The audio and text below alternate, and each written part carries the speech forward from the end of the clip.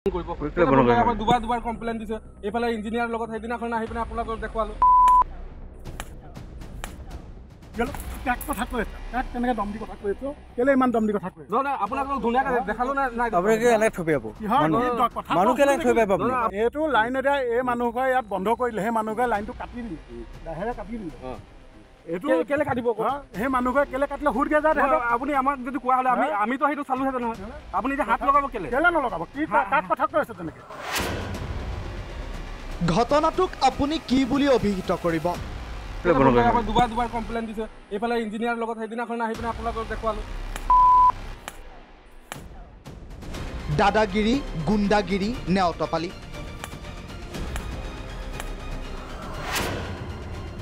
শুকুৰবাৰৰ দিনটোৰ পৰা এই ভিডিঅ'টোৱে সৰ্বত্ৰে তীব্ৰ চাঞ্চল্যৰ সৃষ্টি কৰিছে এই ঘটনাটোৱে কেৱল মানৱ অধিকাৰেই উলংঘন কৰা নাই এটা ডাঙৰ সকিয়নি জাতীয়তাবাদী দল সংগঠনলৈও এজন বহিৰাগত ঠিকাদাৰে অসম জাতীয়তাবাদী যুৱ ছাত্ৰ পৰিষদৰ বিষয়ববীয়াক অন কেমেৰা সোধাইছে পূৰ্ণ হতীয়া চৰ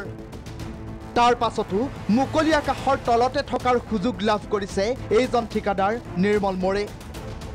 জাতীয়তাবাদী যুৱ ছাত্ৰ পৰিষদৰ লগতে প্ৰায় সকলোবোৰ দল সংগঠনে এই ঘটনাৰ প্ৰতিবাদ কৰাৰ লগতে মোৰেৰ শিৱসাগৰস্থিত বাসগৃহ ঘেৰাও কৰিছে সমান্তৰালভাৱে আক্ৰমণৰ বলি হোৱা চৰাইদেউ জিলাৰ মাহমৰা আঞ্চলিক সমিতিৰ সম্পাদক লক্ষীদাস পানিকাই কাকতিবাৰী থানাত ৰুজু কৰিছে গোচৰ কিন্তু এতিয়ালৈকে ঠিকাদাৰজনক গ্ৰেপ্তাৰ কৰিবলৈ সক্ষম হোৱা নাই আৰক্ষী যাক লৈ সৃষ্টি হৈছে প্ৰতিক্ৰিয়াৰ হাবিচুক নামৰ যিটো মানে পানী যোগান আঁচনি বহু কোটি টকীয়া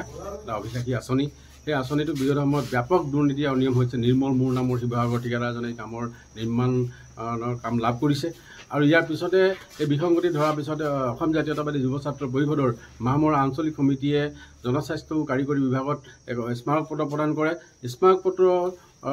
প্ৰদান কৰাৰ পিছত কাৰ্যবাহী অভিযন্তা ডাঙৰীয়াই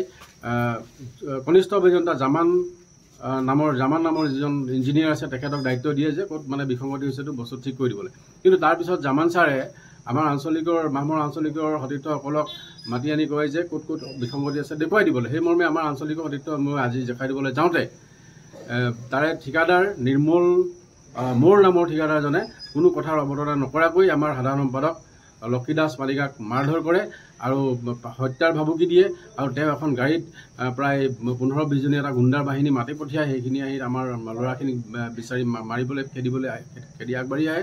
গতিকে আমি গোটেই ঘটনাটো অসম জাতীয়তাবাদী যুৱ ছাত্ৰ পৰিষদ চৰাইদেউ জিলা সমিতিৰ পৰা তীব্ৰ গৰিহণা দিছোঁ এতিয়া শুনক কিয় চৰ খাব লগা হ'ল যুৱ ছাত্ৰ পৰিষদৰ নেতাজনে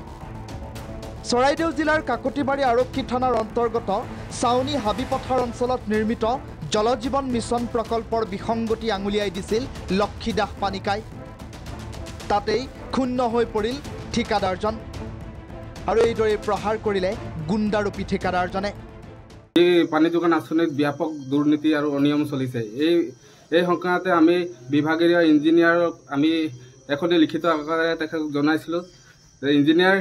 ইঞ্জিনিয়াৰ মহোদয়ে আমাক সেই প্ৰকল্পৰ য'ত অনিয়ম আৰু বিসংগতি সম্পৰ্কে আমাক দেখুৱাই দিবলৈ ঠিকাদাৰজনক আমি যাওঁতে ঠিকাদাৰে কোনো কথা চথা নুশুনি আৰু তেখেতে আঙুলিয়াই দিবলৈ যাওঁতে আমাক চৰ সোধায় তেওঁলোকে কালি আমাৰ যুৱ ছাত্ৰ কৰ্মীক ক'লে যে আমাৰ মানুহে কাম কৰি আছে আপোনালোকে দেখাই দিয়ক আমি লগে লগে ঠিক কৰি দিম এয়া অতি সুন্দৰভাৱে তেওঁলোকে সহযোগিতামূলক